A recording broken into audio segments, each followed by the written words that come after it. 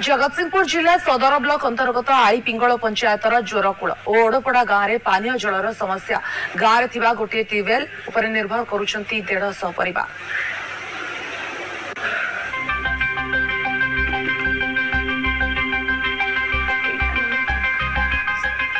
वर्षे कि 2 वर्ष नुहे 50 वर्ष अधिक हेब लगी रही समस्या। आमे कहूछु जगतसिंहपुर जिला सदर ब्लॉक आलीपिंगल पंचायतर जोरकूल एवं ओडपड़ा गाँ कथा। स्वाधीनतार 78 वर्ष पर आज भी यही गाँ को पानीय जलर व्यवस्था करा जाई नहीं। देवी नदी कूल गाँव में 150 परिवार रहती। एबे खरा दिने नदी सुखीजा फल पानीय जलर घोर अभाव देखा देछि। गोटे ट्यूबवेल उपरे पूरा गाँटा जाकर लोक निर्भर करुछंती। सेबटे खरा दिने जलस्तर खसी जाइथिबारु नलकूअरु पानी बाहरु नथिबा अभियोग होइछि।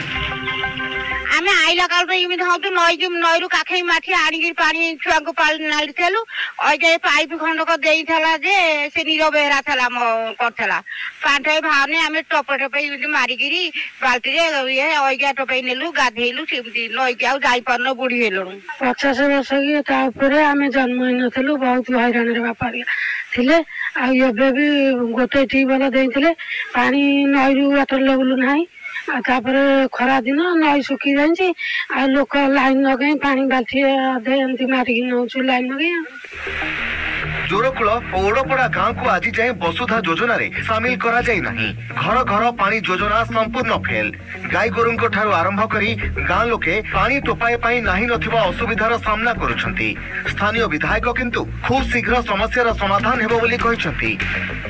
के शुणुना गोटे पाइप अच्छी वाटर लेवल कम हो गले नई रे पानी सुखी गलानी आम नई हरिका पानी आनिक चलुले नई खरा दिन जो नई सुखी गलानी आम गोटे पाइप रे 100 घर परिवार हेले जने जने लाइन लगे पानी नौचु चलुचु।